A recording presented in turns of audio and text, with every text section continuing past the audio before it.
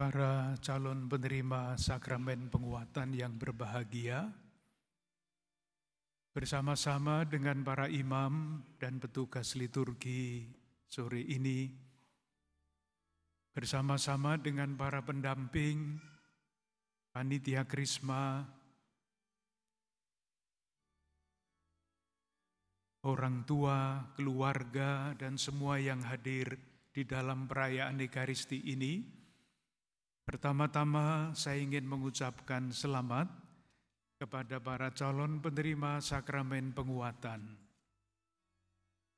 Kita semua tahu menerima sakramen penguatan adalah suatu keputusan, bukan kebetulan. Keputusan iman untuk semakin memberikan kesempatan, waktu, kepada Roh Kudus untuk memimpin hidup kita. Itulah sebabnya nanti sebelum sakramen penguatan diterimakan, para calon akan didoakan semoga berkat pengurapan Roh Kudus, para penerima sakramen penguatan menjadi semakin serupa dengan Kristus. Serupa dalam hal apa? Yesus Kristus sepanjang hidupnya membiarkan dirinya sepenuhnya dipimpin oleh Roh Kudus. Kalau kita menerima sakramen krisma, sakramen penguatan, dan itu keputusan iman kita, artinya kita pun ingin menjadi seperti Kristus, membiarkan Roh Kudus membimbing hidup kita. Memang tidak mudah untuk mengatakan rasanya seperti apa dipimpin oleh Roh Kudus itu. Tetapi yang jelas adalah buah-buahnya. Salah satu buah yang dapat menunjukkan bahwa kita membiarkan diri kita dipimpin oleh Roh Kudus adalah pilihan-pilihan hidup kita. Ketika kita memilih, sekurang-kurangnya berusaha untuk terus memilih yang baik dan yang benar, itu jelas bahwa kita membiarkan diri kita dipimpin oleh Roh Kudus.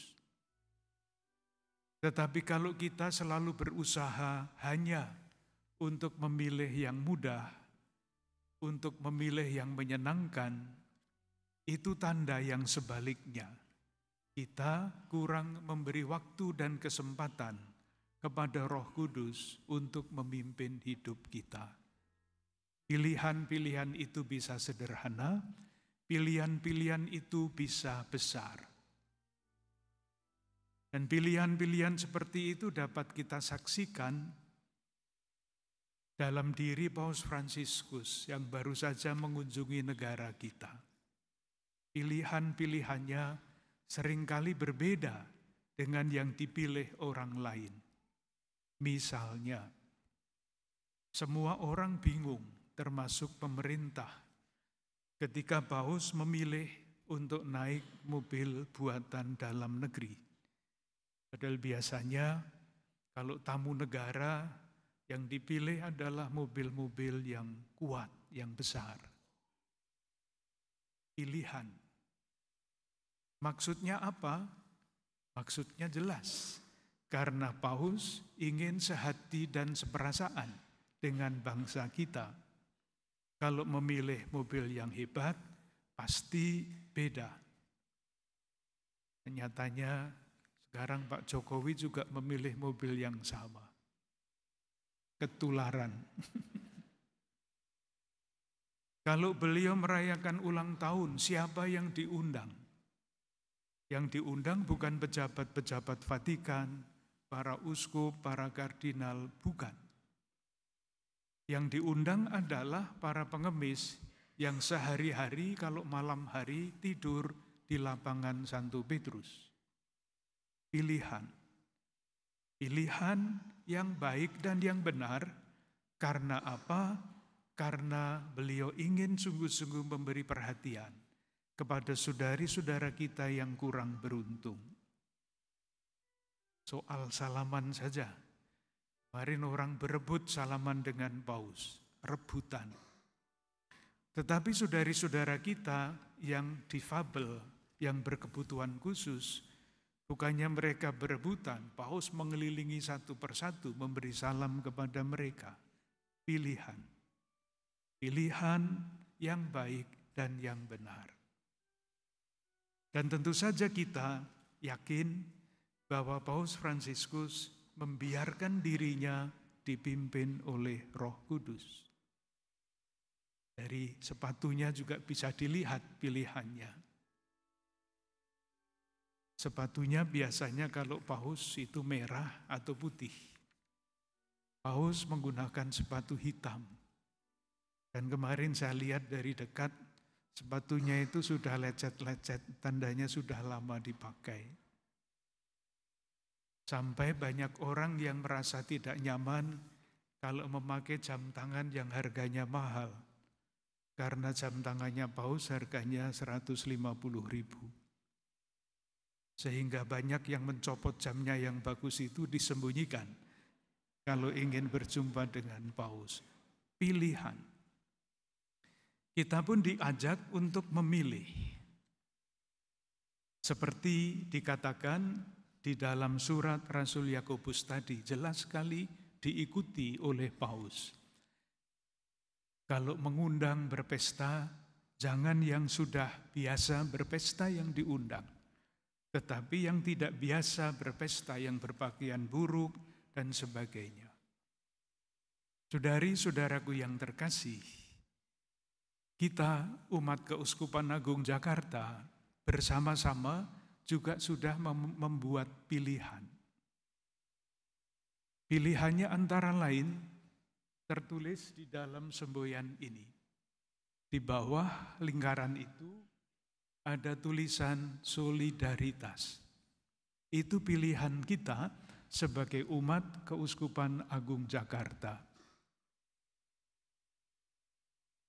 Sehingga di setiap gereja di Keuskupan Agung Jakarta ada tulisan seperti itu. Karena itu pilihan kita bersama. Mengapa kita memilih untuk membangun sikap solidaritas? Jawabannya bisa panjang, tetapi salah satunya ini. Di negara kita ada banyak kesenjangan. Itu oleh Imam Besar Istiqlal disebut sebagai luka kemerdekaan.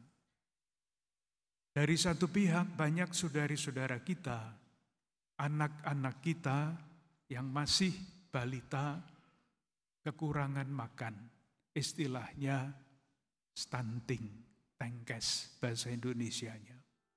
Ada banyak, ada sekitar 11% dari anak-anak yang berusia kurang dari 5 tahun tidak bisa bertumbuh.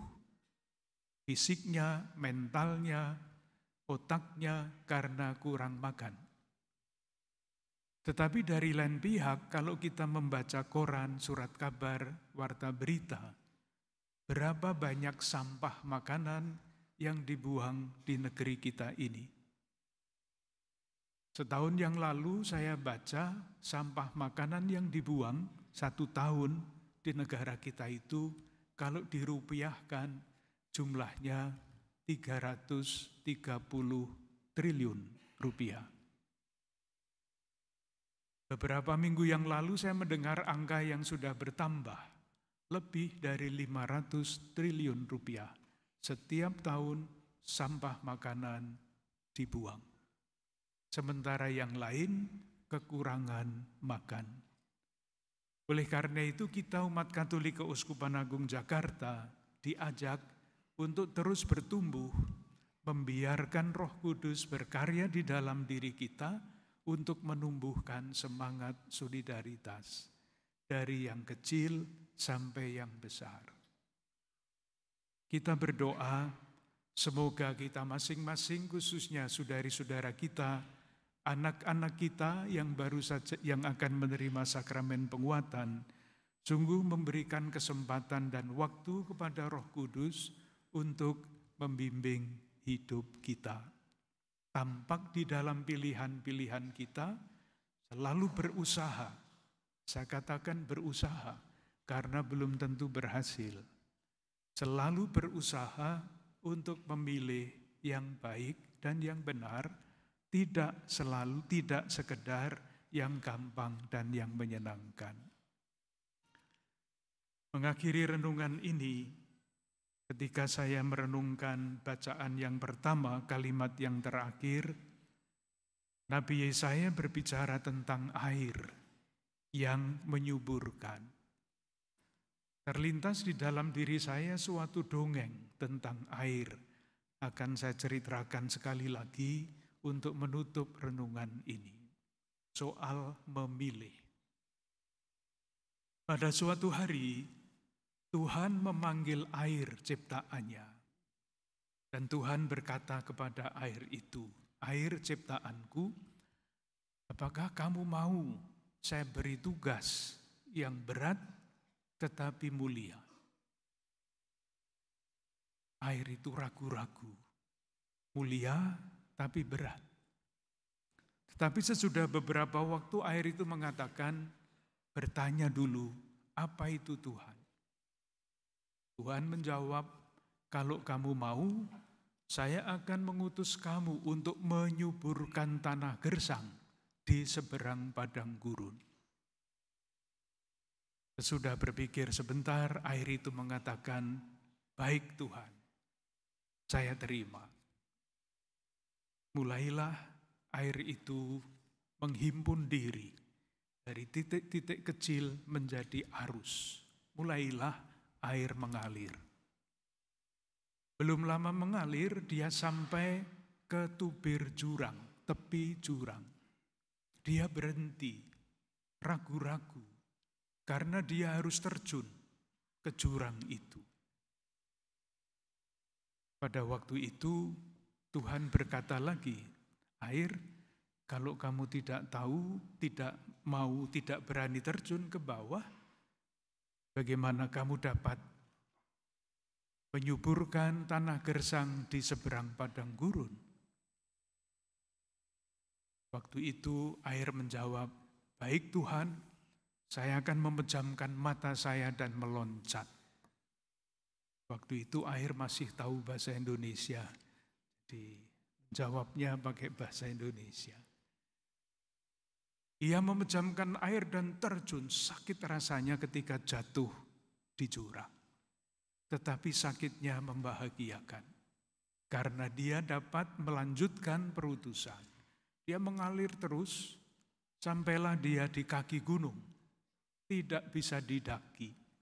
Maka dia mengelilingi gunung itu. Sesudah berhasil, dia bertemu dengan padas, batu karang. Tidak bisa diterobos dengan mudah, tetapi dia menitik-titikkan dirinya, dan akhirnya batu karang itu pecah. Dan begitu seterusnya, akhirnya dia sampai di seberang, di pinggir padang gurun.